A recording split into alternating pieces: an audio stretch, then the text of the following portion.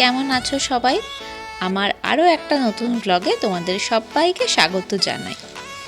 আজকে হচ্ছে শুক্রবার, বাবার বাড়িতে রয়েছি এখনও। হঠাৎ করেই বোন ঠিক করলো নীলকুঠি যাব, মানে ধরপড় করে ঠিক করা আর কি। 3টের সময় ঠিক করলো, 4টে সাড়ে 4টের মধ্যে আমরা টোটো ভাড়া করে চলে গেলাম, রিজার্ভ করে গেছিলাম। এই জন্যেই মনে হয় বলে জানো, মানুষের কোথায় কখন কি লেখা থাকে কিছুই বলা যায় না। 1 সেকেন্ডের মধ্যেই সব বদলে যেতে পারে, ভালোও হতে পারে 1 সেকেন্ডে, খারাপও হতে পারে। আমি তো এটা বিশ্বাস করি। তোমরা কে কে এই কথাই বিশ্বাস করো একটু কমেন্ট করে জানিও। আমার ছেলেটাও বেজায় খুশি আজকে।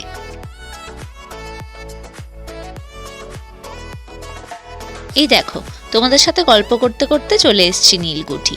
আসলে যতটাই কম মনে হোক না কেন ভিডিওতে, কিন্তু অতটাও কিন্তু কম রাস্তা নয়। আমাদের বাড়ি থেকে মোটামুটি 40-45 মিনিট লেগেছে, আর রাস্তা তো বেজায় খারাপ। প্রথমের রাস্তাটা ভালো বাজিতপুর পর্যন্ত, কিন্তু এখানের যে রাস্তাটা খুব বাজে বাবা। এখানে খাদ, ওখানে এই, মানে এখানে কেউ কি দেখে না এত বাজে রাস্তা। তো আমি এই প্রথমেই আসলাম এখানটা, কাটা সাহেবের নীলকুঠি যাকে বলে। এইদিকে একটু ছোট্ট দেখে পার্কও করেছে, আবার ওই দেখো দূরে আবার সব বোটিং করছে। বাবা যা বাজে জল, বোটিং আর কে করে কে জানে। চলো চারপাশটা একটু ঘুরে ঘুরে দেখি। সামনে আবার একটা চায়ের দোকানও আছে, মা আবার চা খায় কিনা একটু দেখি, মাকে বলে দেখি চলো। এর আগে মা প্রায় 2বার এসছে এখানে, বোনও এসছে বেশ কয়েকবার বন্ধুদের সাথে পিকনিক করতে। আমি এই প্রথমই আসছি। আর মা এখন আর চা খাবে না বললো, মা বলছে এখন নাকি এই নোংরা জলে বোটিং করবে। কে যে কি করবে কি জানি। চলো দেখা যাক, কাউকে যদি পাই। আবার আমি বাচ্চা নিয়ে বোটিং কি করে করব সেটাই ভাবছি। বোন তো খুব ভয় পাচ্ছে বোটিং করতে, আমার একটু ভয় লাগছে না, কারণ আমি এর আগেও বোটিং করেছি বেশ কয়েকবার।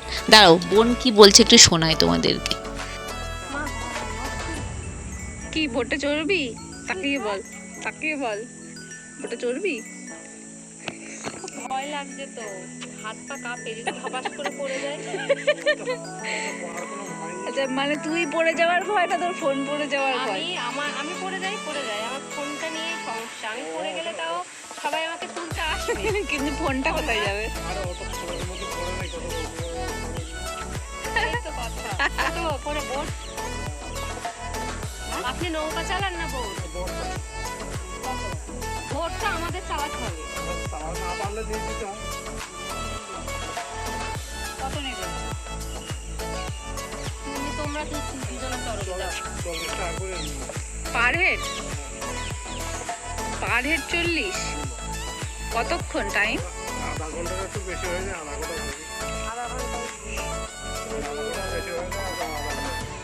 আমার বোন ফাইনালি রাজি হয়েছে অনেক জোরাজুরির পর, কিন্তু ফোনটাই ব্যাগে।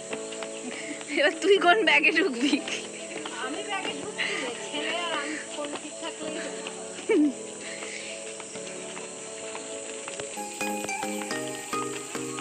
চলো মায়ের ইচ্ছাতে একটু বোটিং করেই আসি। নোংরা জলই ঠিক আছে, মায়ের তো ইচ্ছা একটু বোটিংটা করে আসি। আর ওই যে কাকু আমাদের সাথে যাবেন, কারণ বাচ্চা নিয়ে একটু হ্যান্ডেল ধরা টরার আমার একটু প্রবলেম হবে। আর মা আর বোন কেউই আমার ছেলেকে ধরতে চাইছে না, যে ভয় পাচ্ছে। আর বোন তো আগের থেকে চিৎকার করছে, এই পড়ে যাবো, এই পড়ে যাবো, এই হচ্ছে, মানে অন্যরকমের একটা এক্সপিরিয়েন্স আর কি। খুব ভালোও লাগছে, চট করে উঠে পড়ি চলো। ফাইনালি আমরা রান করছি বোটে। এই যে আমার ছেলে, বোনের মুখটা তো দেখার মতো, দারুণ লাগে।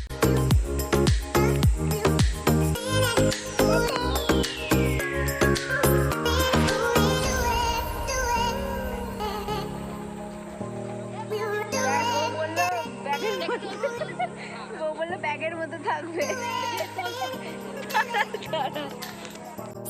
আকাশটা ভীষণ সুন্দর লাগছে দেখতে, আর ক্যাপচার করতেও ভালো লাগছে। আর মা এদিকে একটু ভিডিও শ্যুট করে নিচ্ছে। আমরা যদিও বেশিক্ষণ বোটিং করব না, কারণ সন্ধে লেগে যাবে, আবার বাড়িও ফিরতে হবে আমাদেরকে। আমরা টোটোটা রেখেই দিয়েছি, ওটাতে করেই ফিরবো।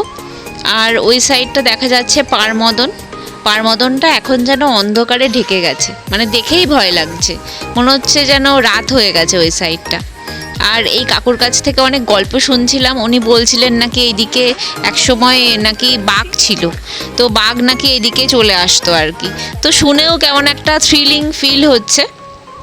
আর মানে বোটিংটা উনিই করছেন আর কি, আমরা কেউই করছি না, তিনজনের মধ্যে একজনও করিনি আর কি। তো ভালোই লাগছে। পারমাদন এসছি আমি বন্ধুদের সাথে একবার দুবার এসছি বিয়ের আগে, আর এর মধ্যে তো আর আসা হয়নি। তো কাকুর কাছ থেকে গল্প শুনতে বেশ ভালোই লাগছে। ওনাদের সময় আমাদের সে ছোটবেলা তার মানে এখানে বাঘ ছিল তখন বাঘ ছিল, তখন এই ঘেরা ছিল না, তখন হরিণ ফরিণ কিছু ছিল না, এমনি জঙ্গল ছিল। আচ্ছা, এটা পারমদন তো? হ্যাঁ, পারমাদন। দেখিস দিদি, ও কি ইয়ে করলে কিন্তু ফোন করে যেতে পারে। বাবা ও দেখ, সাবধান করে দিতে পারি, শক্ত করে। ওই দা ছোট ছোট করছে তো বাচ্চা মানুষ। তবে জল খুব নোংরা হয়ে গেছে। নোংরা মানে শ্যাওলা তোমার শ্যাওলা এই জলে ছাড়া করলে আর কি বলবো, গন্ধও বেরোচ্ছে। তারপরে নদীর পার পড়ে যাচ্ছে না, পাট পচিয়ে দিচ্ছে না, এখন তো পাট পচানোর টাইম। তাহলে এখানে কি করতে হবে? এটা নদী না? নদী মানে কি অল্পটাই আসার আগে অনেকবার শুনেছি এই নীল সাহেবের কুঠিতে নাকি আগে নীল চাষ হতো, আর মানে নীল চাষিদেরকে নিয়ে এসে প্রচণ্ড অত্যাচার করা হতো, আর তাদের নাকি ভটাক্তি হুই আত্মা এখনো নাকি এই নীলকুঠিতে আছে, মানে ভূত আছে প্রচুর এরকম, মানে রাতের বেলা নাকি অনেক কিছু শোনা যায়। কিন্তু এই কাকু বললেন নাকি সেরকম কিছুই নেই, উনি বললেন যে না, ভূত বলে তো কিছুই হয় না। তো জানি না সত্যি কি মিথ্যে, তবে আশেপাশে কিন্তু কোনো লোকালয় নেই, বেশ কিছুটা দূরে গিয়ে লোকালয়। তো জানি না ভুল কি ঠিক, ওই যে বলে না বিশ্বাসে মেলাই বস্তু তর্কে বহুদূর, তো সেরকমই একটা ব্যাপার।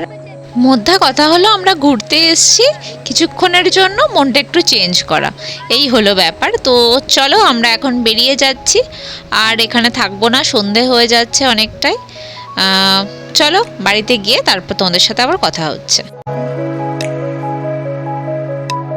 হ্যালো, তো চলে এসেছি বাড়িতে। এটা পরের দিনের ভিডিও, কারণ হচ্ছে সেই দিনকে এসে আর ভিডিও শ্যুট করতে ইচ্ছা হয়নি, আর ওখানেও আর ভিডিও শ্যুট করা হয়নি, কারণ হচ্ছে বেশ কিছুটা সন্ধে হয়ে গেছিলো আসতে। রাস্তাটা এতটাই বাজে